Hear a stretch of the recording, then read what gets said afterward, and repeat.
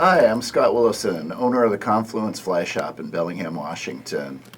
Even though most of our rivers in Puget Sound are about to close for winter steelhead, we're going to go ahead and tie another winter steelhead fly today because they're a lot of fun to tie. This is my take on a Solitude Fly Company pattern called the Burnt Chicken. Kind of fancied it up a little bit. Going to use a few different techniques than are used in the original. It's a fun one to fish throughout the winter. It's got a good prominent profile, and winter steelhead seem to like it. We're going to start with a 45 millimeter OPST Intruder shank in our OPST shank chuck tool. I've got that nicely secured in there. And we're going to lay down a base of 140 Denier Ultra Thread in black. You could also use purple or blue or whatever tickles your fancy. I've got a length I've pre-cut of blue Intruders or Senyo's Intruder wire. I'm going to double that over, and I'm going to put a size 3 OPST swing hook in there. Pull that tight.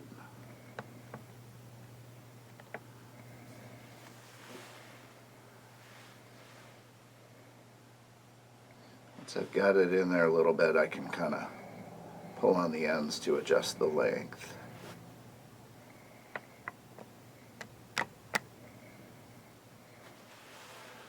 We'll bind that down really securely.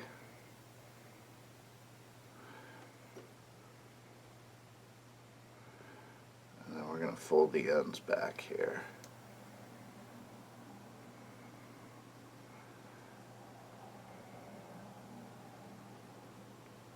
Going to want a nice smooth midsection there for later in the fly. I'm going to go ahead and form a dubbing loop here. Wrap around once or twice to close the loop, and then we'll put our dubbing loop tool in there for now. Now my butt section is going to consist of some Chartreuse ice dub,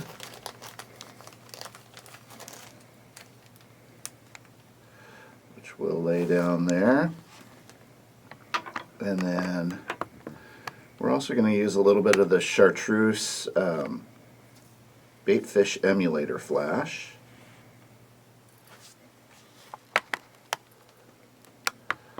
Cut about 3/4 of that off. And we'll just lay that down next to the ice dub.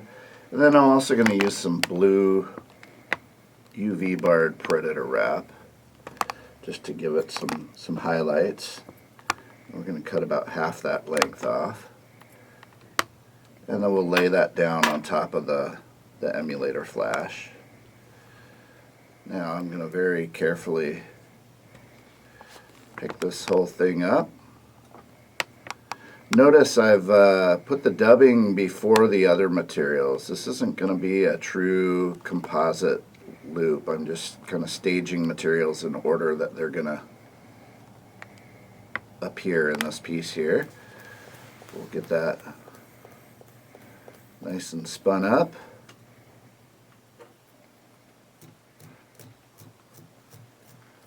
Brush that out, make sure we free up any trapped fibers.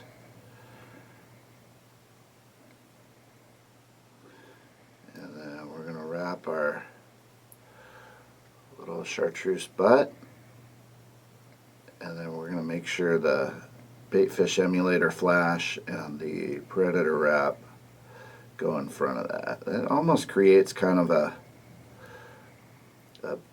real buggy synthetic hackle there, and that's going to help prop up the Marabou that we're going to put in front of it. Alright, so next I've got a black Speyquill feather. I'm going to go ahead and strip away a bunch of that stuff I don't need. And then we are going to sweep the fibers back from the tip.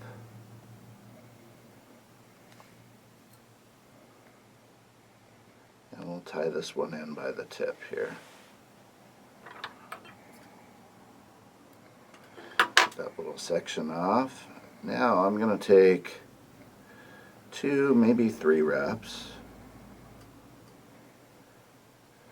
in front of this nice little bump that I made here. There's 1.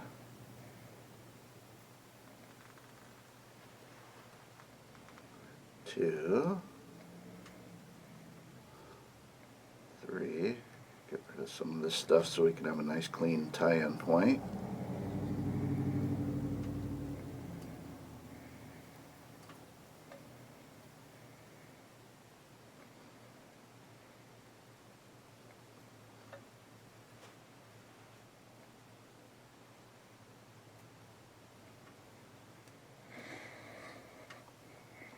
Then we'll advance our thread up toward the return loop.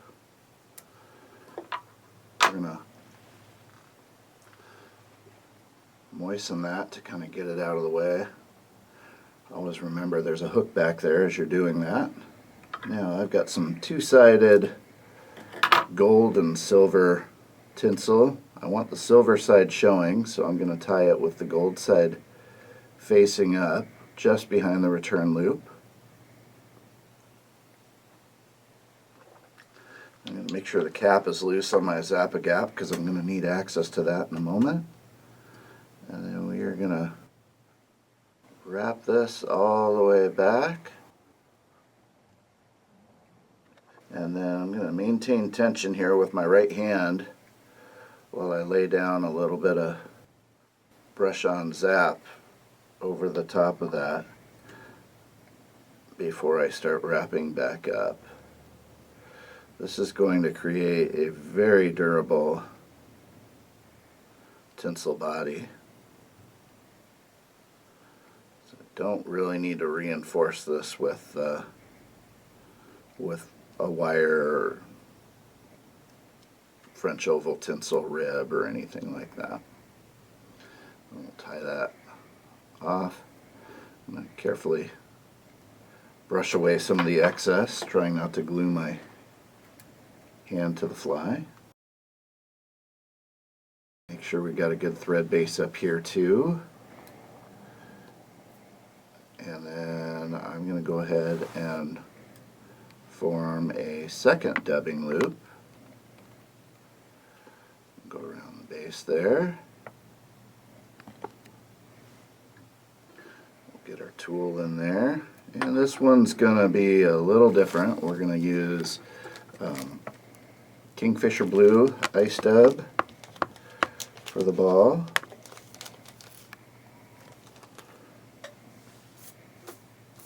Get some of that extra stuff out of there. We're going to cut about 2 inches of purple ice wing fiber.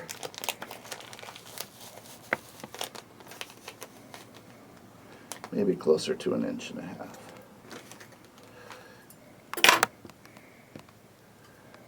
Lay that down next to it, and then we're going to take some of this electric blue Flashabou here.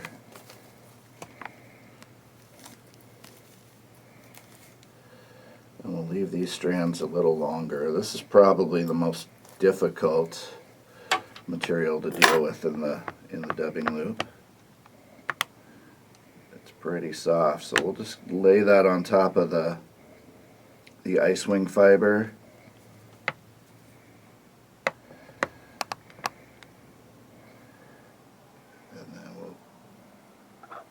Pick that up, insert the whole thing into the dubbing loop. Once I pull on my dubbing spinner here, that's locked into place pretty well. And then we'll spin that up, trying not to spin any of that Marabou from the rear stage of the fly in there.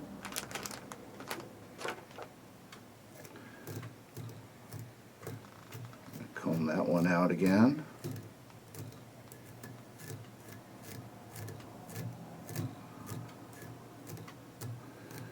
I really like these Hairline Ultimate dubbing brushes. The bristles on there are nice and stiff, so they're good for this application. And then we'll do just like we did at the rear of the fly. We're going to make that dubbing ball, and then everything else goes in front of it here.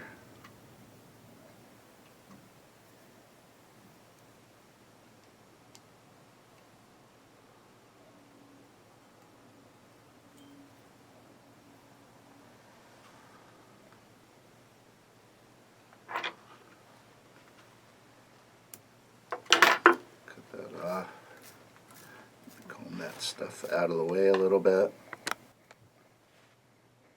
Now I've got a second Speyquill Marabou feather. Get rid of that fluffy stuff. That gives me a nice clean handle to work with when I wrap this. And we shall tie this in by the tip as well.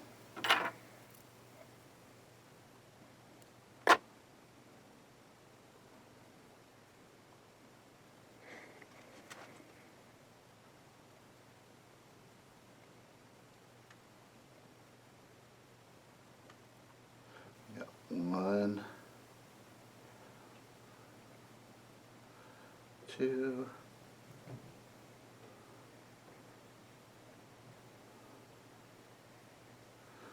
three.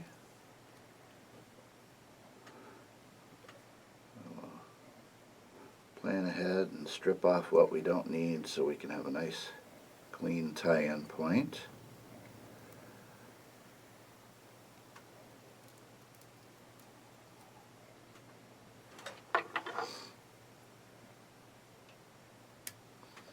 Alright, now we're going to do a wing. I'm going to use Kingfisher blue Grizzly saddle. This is from a whiting bugger pack. I'm going to find two feathers that are similar in size here. Pull those off. Actually, I got three. I'm going to match those up evenly. Kind of want this wing to come back just about midway through that trailing hook shank. So I'm going to strip away the fibers at that point that I don't need. Cut off some of that excess there too, so it's not getting in my way. And then I'm going to match these, so I've got the concave side touching the other concave side, so they're both kind of folding in. Helps if you get these feathers wet before you tie them in. And I'm going to kind of loosely tie them in to start with, and then I'm going to grab on those stems using my left hand to kind of try to hold these feathers upright. And then once they seem to be seated in there the way I want them, I'll go ahead and really bind down on that thread. We'll trim away the excess, and we're going to finish here with a Kingfisher blue Jumbo Guinea Hackle.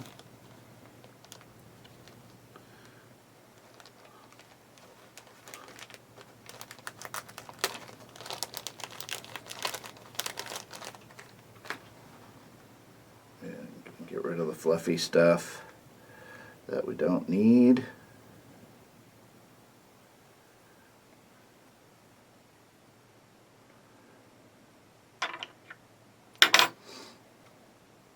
And then this one, just like the Marabou, we're also going to tie this one in by the tip. So fold everything back out of the way. Leave ourselves a little nub to tie in by.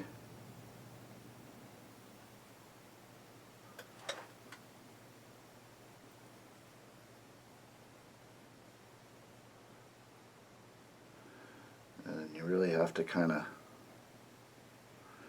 train these fibers back as you wrap. They want to try to go all over the place on you.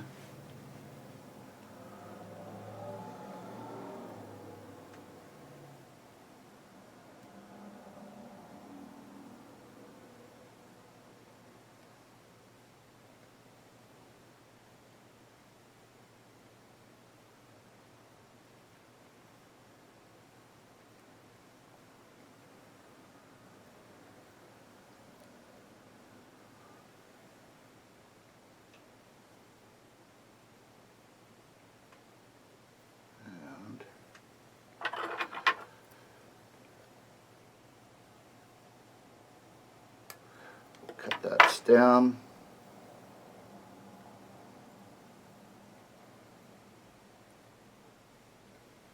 Build ourselves a nice, neat little head.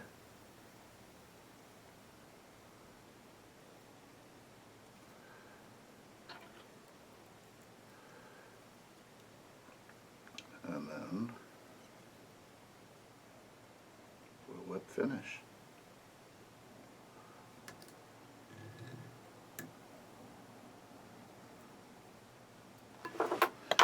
Finish that off with head cement later, but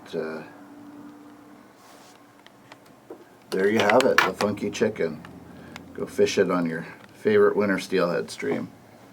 Thanks for watching.